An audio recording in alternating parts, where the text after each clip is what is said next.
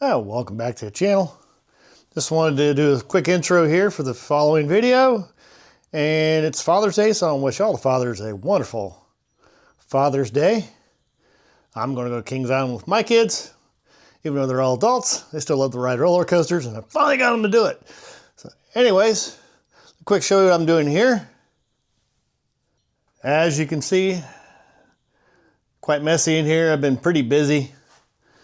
I've made fill plates here, then I've got this side filled in, and I got plates scabbed in here, so I run a plate across the outside. Obviously, still got to do this side. And I decided to relocate the battery. And this is where I stuck it. It's just tacked in there for right now. I don't know if I'm going to raise it up a little further. I might. Cut my tacks and bring the battery up another inch. Obviously, I had to cut some of my work back out of it, and I'll splice in and finish it as I need to. But that's what's going on in the garage over this weekend. Not much, nothing's will get done today. So enjoy the following video, just some bits and snippets of me building a 231 doubler. Thanks for watching.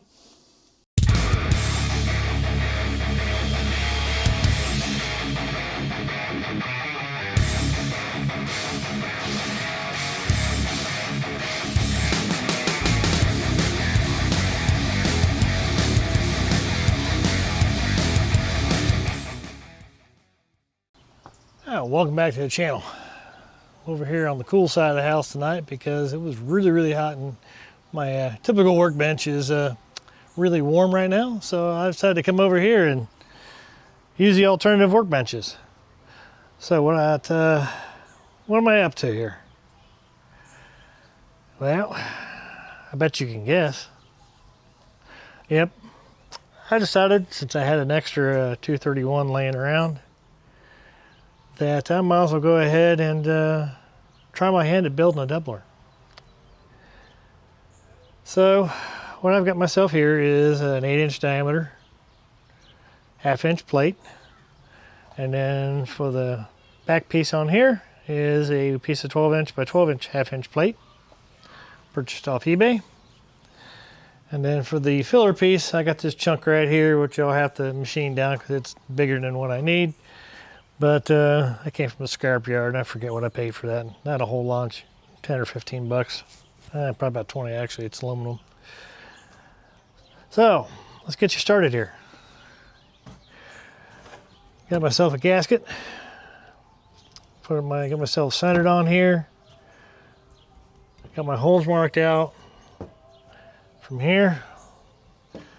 And then this also gives me the ID, which I need to machine to clear the seal on the mating piece. And I have to drill 12 holes on 18 segments. Basically, they're 20 degrees apart. And then these will get tapped. And I'm not sure what I'm going to use yet. Probably either 5/16 or 3/8.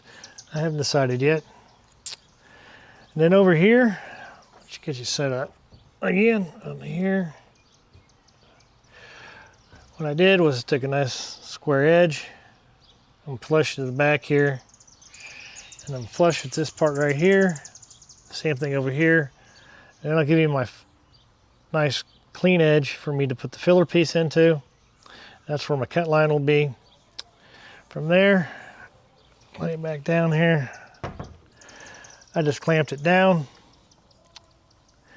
Ran a magic marker around the outside edge, and then just transfer punched the perimeter holes. So we're done with that. We'll go ahead and put that away. From there, I'll show you. I cut this off the front housing. Needs cleaned, obviously. It's hideous. I couldn't even get close to trying to weld that together.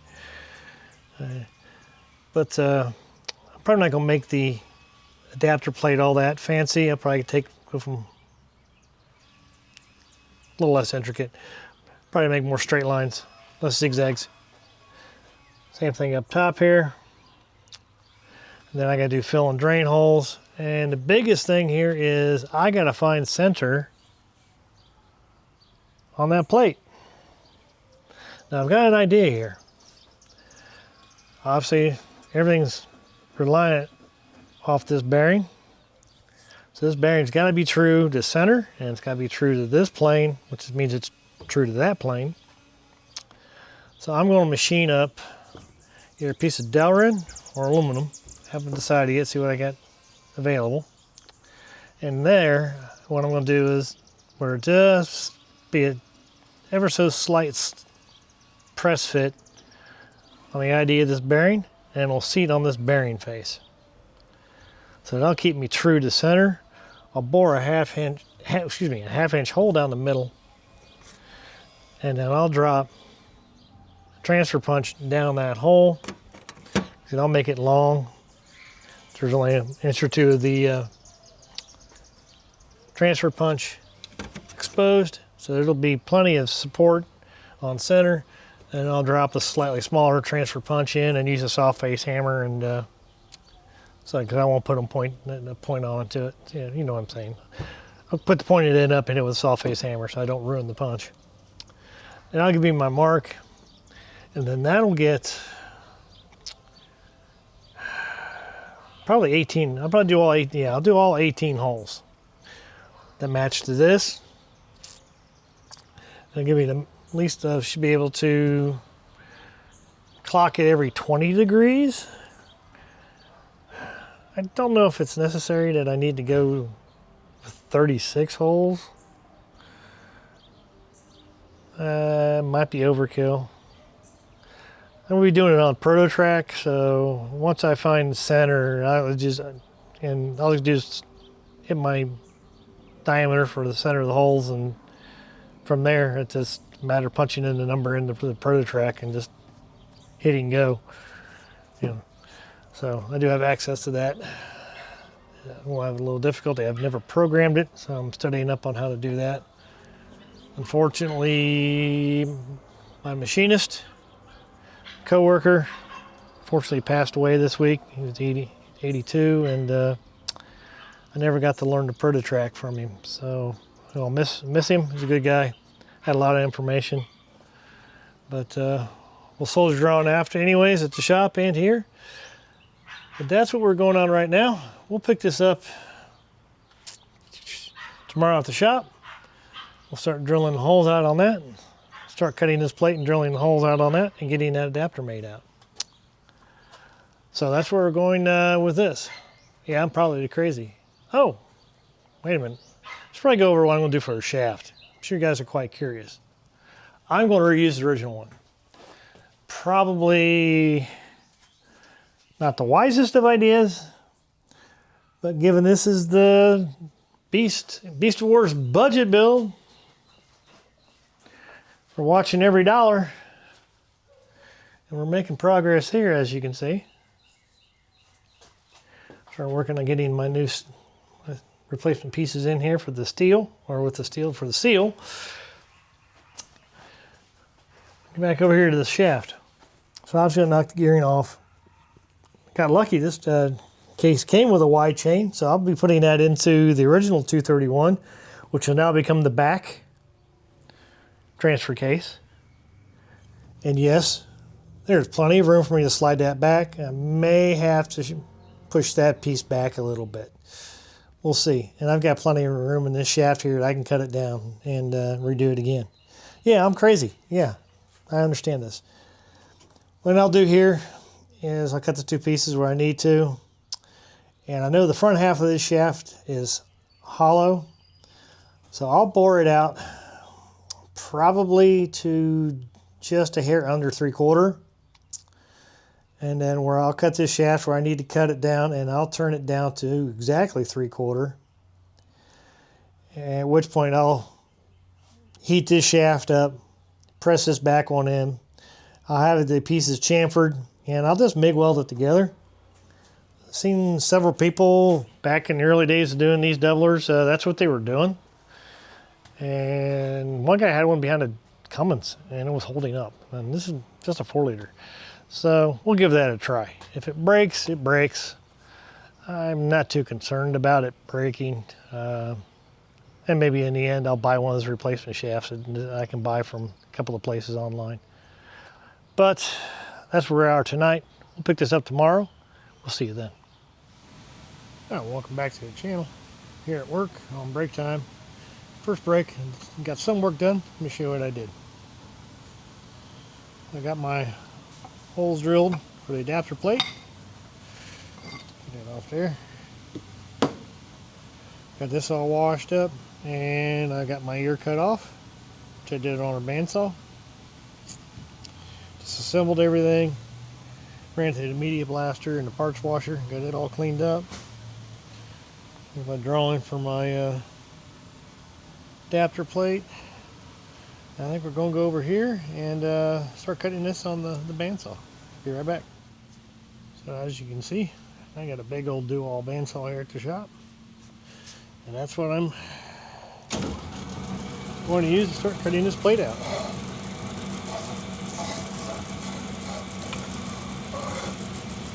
Right position. And slowly start cutting. And we'll pick this up when I get it done, because I can't hold this and cut it at the same time. Oh, welcome back. So it took about an hour to bandsaw this piece out. But as you can see, I got it cut, my holes drilled. Here's some button heads I had laying around here to hold it in place. I won't be using these because they're black oxide and they rust in about 5 minutes. So I'll probably go get some CAD hardware. So now I can get my filler piece, figure out what I need for that. This thing rolled around here. And then I did get this chamfered. So I got my two pieces. And then this piece I'll machine down and drop in for my adapter to find center on the plate. And then I got to figure out how to get my hole pattern on here, matching hole pattern down here. And then I got to cut a big hole in this one and a big hole in that one. So that's where we are right now. That's about all I'm going to get done today, because I got to get back to work and finish up my day here. And tomorrow we'll see what we can get done. See you then. Okay, Friday morning, first break. Got here a little early, did a few things, and got prepped up. And this is what I've gotten done so far. Is I die chemmed top here, found my center of my plate, scribed my bolt circle, and then use dividers to mark it into 18 different segments. Now I've got my 12 holes that I wanted drilled and my center drilled. And that'll be a pattern for the bottom back plate here. And see, I made a piece of dowel in here, machined to fit in the bearing. You can see it spins true, and then it sits on top of another transfer punch. You can see I got it spinning there. See, it's spinning true, so I'm on center. So I hit it with the hammer, copper hammer I've got here. Make my mark, that'll be my center, and then from there I'll drill them out to 1/4 inch on both plates, and I will use a 1/4 inch dowel rod to center it. Then I'll finish drilling my plate here, and then I'll drill that plate, and we'll see what we get done. But for now, I have to get back to work. Alright, welcome back. So at lunch, got both my plates drilled, and once I found center on this one, like I said, you saw in the previous segment where I center punched this one. So this one is got 12 holes drilled in this one, 18 holes drilled in this one, and this one will get tapped to 3/8/16. These are obviously through bolts. And what I did is got 3/8 hole here, 3/8 hole here, once it was drilled. Set it on top like that. And now I was able to partially drill the first hole, put in a 5/16 dowel pin in it, drill the remaining holes, rotate it one hole, dowel pin back in, drilled the remaining 6. That got me all these holes down to 5/16. And then I went ahead and drilled them out to a 30 seconds over 3/8, so just a hair larger. And then chamfered all my holes. I think that's about all I'll probably get done today. I might start tapping these at second break. I gotta get back to work here. Lunch is pretty much over. And I did check, and unfortunately I had an idea. I thought maybe I could bolt these two together and chuck it in the big lathe here at the shop, but this tail right here won't clear the bed. So I can still turn this one on the lathe. I'm gonna have to probably put that one on a rotary table and machine the center out on that one. But that'll probably be next week. That'll be the next video. Yeah, I think I'll wrap it up here. That was Garage. We're building a 231 to 231 doubler. We'll see you then.